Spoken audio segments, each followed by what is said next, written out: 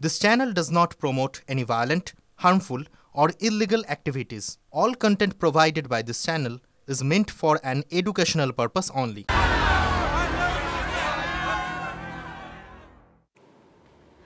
আর এবার দীপ চোখ রাখতেই হচ্ছে বাংলাদেশের খবরের দিকে, তার কারণ এখনো পর্যন্ত অশান্ত বাংলাদেশ। একের পর এক ঘটনা ঘটেই চলেছে।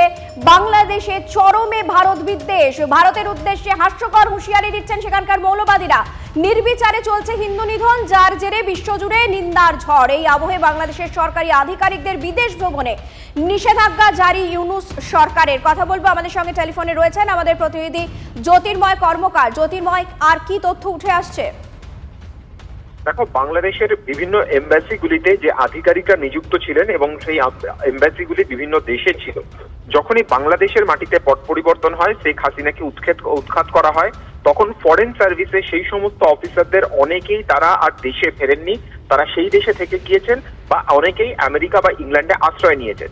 আর ঠিক এই জায়গাতেই প্রমাদ গুনছেন ইউনূস সরকার। তার কারণ, যে খবর তাদের কাছে গোয়েন্দা সূত্র থেকে আসছে যে আওয়ামী লীগের সমর্থক একটি বড় অংশ তারা বিদেশ থেকে এই দেশের ইউনূস সরকারের বিরুদ্ধে নিজেদের সংগঠন এবং জনমত আবার নতুন করে প্রতিষ্ঠা করতে তারা মরিয়া হয়ে উঠে যায়। সেই কারণের জন্যই এই মুহূর্তে বাংলাদেশের অভ্যন্তরে সরকারি আধিকারিকদের বিদেশ ভ্রমণের ক্ষেত্রে নিষেধাজ্ঞা দেওয়া হয়েছে। কারণ মনে করা হচ্ছে এতে আওয়ামী লীগের যে সমস্ত আধিকারিকরা বা নেতারা বিভিন্ন বাইরে রয়েছেন তাদের সঙ্গে যোগাযোগ করতে পারেন এবং কোথাও দেশের অভ্যন্তরীণ ক্ষেত্রে এই মুহূর্তে কট্টরপন্থীদের যে হ্রাস রয়েছে সেই হ্রাসের ওপরে কোথাও আঘাত আসতে পারে। ধন্যবাদ জ্যোতির্ময়।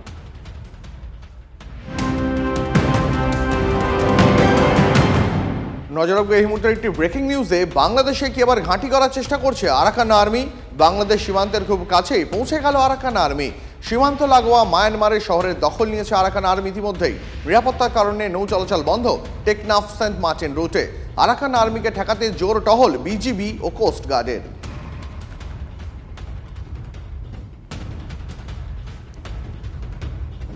মার খেয়েও থমতে নারাজ ফের আইনি লড়াইয়ে চিন্ময় ব্রহ্মচারীর আইনজীবী। আজ ফের আদালতে জামিনের শুনানির দিন এগোনো রাজি। চট্টগ্রাম আদালতে আবেদন জানাবেন আইনজীবী রবীন্দ্র ঘোষ। আরো বিস্তারিত জানাবেন আমাদের সঙ্গে রয়েছেন সহকর্মী সিজার মণ্ডল। সিজার, তার মানে চিন্ময় কৃষ্ণ প্রভু এবার জামিন পেতে পারেন এমন আশার আলো কি দেখতে পারেন সনাতনীরা? দেখো, জামিন পাবেন কিনা সেটা আদালত ঠিক করবে, কিন্তু একটা বিষয় ঠিক, গত কয়েকদিন ধরে তিনি কার্যত যেভাবে আইনের অধিকার থেকে বঞ্চিত হয়েছেন, সেই জায়গায় দাঁড়িয়ে কিন্তু তার আইনজীবী, যাকে কালকে নিগ্রহ করা হয় আদালত পক্ষের মধ্যে, তারপরেও কিন্তু তিনি হাল ছাড়েননি। আমরা যেটা জানতে পারছি, গতকাল রাতেই তিনি চট্টগ্রাম কারাগারে গিয়েছিলেন এবং আজকে সকালেও সেখানে গিয়েছিলেন।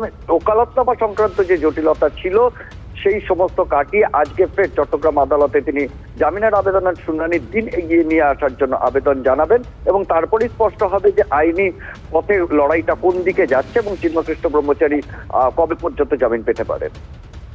বেশ, অনেক ধন্যবাদ তোমাকে সিজার। আর একবার আপনাদের জানিয়ে রাখি এই মুহূর্তের আরও একটা বড় খবর, যে কারণে অন্তত এপার বাংলা সনাতনীরা এবং ওপার বাংলা সনাতনীরা তারা আশার আলো দেখতে শুরু করেছেন। চিন্ময় কৃষ্ণ প্রভু, যাকে বারবার আইনি যে সমস্ত সহায়তা তার পাওয়ার কথা বাংলাদেশে, সেইখান থেকে তিনি বঞ্চিত হচ্ছিলেন, তারপর আজ তার আইনজীবী রবীন্দ্র ঘোষ তিনি ফের আদালতে দ্বারস্থ হচ্ছেন।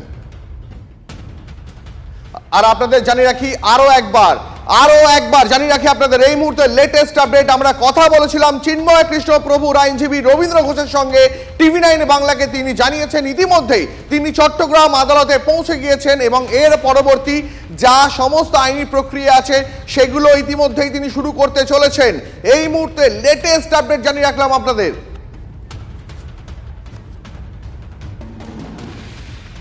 চট্টগ্রাম আদালতের বিচারকের কাছে তিনি এই মুহূর্তে চিন্ময় কৃষ্ণ প্রভুর হয়ে ওকালতনামা যেটা রয়েছে সেটাও তিনি জমা দেবেন, যে ওকালতনামা তিনি গতকালই সই করিয়ে এনেছেন চিন্ময় কৃষ্ণ প্রভুর কাছ থেকে এবং তার পূর্ববর্তী যে আইনজীবীরা ছিলেন তাদের কাছ থেকেও। এই মুহূর্তে লেটেস্ট আপনাদের যেমনটা আপনাদের জানাচ্ছিলাম, চিন্ময় কৃষ্ণ প্রভুর নয়া আইনজীবী রবীন্দ্র ঘোষ তিনি চট্টগ্রাম আদালতে পৌঁছে গিয়েছেন। চিন্ময় কৃষ্ণ প্রভুর ওকালতনামা তিনি ইতিমধ্যেই জজ সাহেবের কাছে জমা দিতে চলেছেন।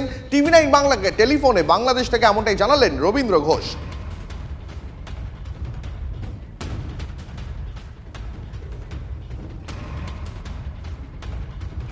গতকাল চিন্ময় প্রভু জামিনের আবেদনের শুনানি এগিয়ে আনার মামলা লড়তে গিয়ে আক্রান্ত হন আইনজীবী রবীন্দ্র ঘোষ।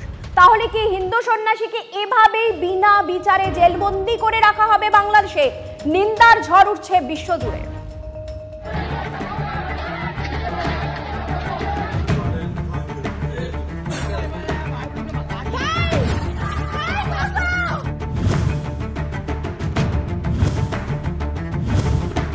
ন্যায় বিচারহীন 16 দিন।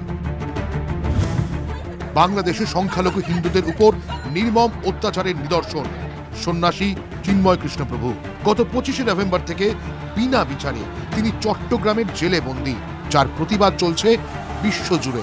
কড়া বার্তা দিয়েছে দিল্লি, কিন্তু বাস্তব ছবিটা কি? চিন্ময় কৃষ্ণ দাসের জামিনের আবেদনের শুনানি এগিয়ে আনার জন্য যে আর্জি জানানো হয়েছিল, সেই মামলায় সওয়ালই করতে পারলেন না তার আইনজীবী।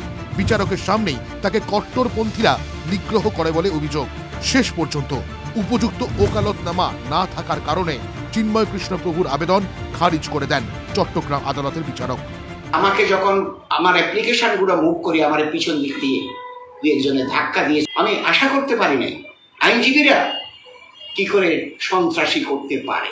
শুধু শারীরিকভাবে আক্রমণ নয়, শুধু আমাকে মৌখিকভাবেও আক্রমণ করেছে এবং তারা সন্ত্রাসী অবস্থা করে জজ সাহেবকে পর্যন্ত আজকে থ্রেট করছে। তবে এ কোনো বিচ্ছিন্ন ঘটনা নয়, কারণ এই চট্টগ্রাম আদালতে দাঁড়িয়েই এখনকার কট্টরপন্থী আইন কারবারিরা সরাসরি হুঁশিয়ারি দিয়েছিলেন চিন্ময় কৃষ্ণর আইনজীবীদের। এই চট্টগ্রাম আদালত পাড়ায় যারা যদি কেউ সাহস করে এই চিন্ময় দাসের পক্ষে এবং চিন্ময় দাসের দোষরের পক্ষে কেউ যদি ওকালতি করতে চায় কিংবা ওকালতনামা দাখিল করে, এই কোর্ট বিল্ডিং এর তাকে গণপিটা দিতে হবে। এরপর বুধবার চট্টগ্রাম আদালতে কি ঘটল? আজকে আমি মনে হচ্ছে আমার জীবন এখানে শেষ ফুরিয়ে যায়। এবার শুনুন দিন কয়েক আগে TV9 বাংলায় বসে মোহাম্মদ ইউনিসের প্রেস সচিব সফিকুল আলম গলার শিরা ফুরিয়ে কি দাবি করেছিলেন। তার লিগ্যাল অ্যাটমসফিয়ারকে আমরা সেফ এন্ড সাউন্ড রাখার একদম আমাদের কমিটেড। চিন্ময় প্রভুর যদি লয়ার মনে করেন যে উনি ইনসিকিউরিটিতে ভুগছেন, উনি আমাদেরকে বলেন, আমরা ওনাকে সিকিউরিটি দিব। এটা আমাদের একদম কমিটমেন্ট। আমি আক্রমণের শিকার হয়েছি ভিতরে, আমি ছিলেন, আমাকে একটা ঘুষি মেরেছে, এটা তো আক্রমণ। বাংলাদেশের সংখ্যালঘু মানুষরা এবং সনাতনী জাগরণী মঞ্চ সংখ্যালঘুদের যে বিভিন্ন সংগঠন, তারা দাবি করছে বাংলাদেশের বুকে সংখ্যালঘুদের কোনো অধিকার নেই। গণতান্ত্রিক যে অধিকার সংখ্যালঘুদের থাকার কথা, সেটা থেকে তারা বঞ্চিত হচ্ছেন। আইনি যে অধিকার পাওয়ার কথা সংখ্যালঘুদের, সেখান থেকে বঞ্চিত করা হচ্ছে চিন্ময় কৃষ্ণ ব্রহ্মচারীকে, এবং সেটা নিয়েই এই মুহূর্তে বাংলাদেশের সংখ্যালঘু মানুষ তারা সোচ্চার হয়েছেন। চিন্ময় কৃষ্ণের পাশে দাঁড়িয়ে ন্যায় বিচারের প্রশ্নে ইউনিস সরকারকে কাঠগড়ায় তোলেন বাংলাদেশের প্রাক্তন প্রধানমন্ত্রী শেখ হাসিনাও। কিন্তু পরিস্থিতি যে একটুও বদলায়নি তা স্পষ্ট। প্রশ্ন উঠছে, যে পরিস্থিতি তৈরি হয়েছে তাতে আদালতের পূর্ব নির্ধারিত রায় মেনে আগামী ২রা জানুয়ারি চিন্ময় কৃষ্ণের জামিনের আবেদনের শুনানিতে কোনো আইনজীবী অংশ নিতে পারবেন তো? সংশয় রেখেই তাই বলতে হচ্ছে, ইউনিস সরকারের নির্লজ্জতা সীমাহীন, চিন্ময় কৃষ্ণ বিচারহীন। সিজাল মন্ডলের রিপোর্ট, TV9 বাংলা।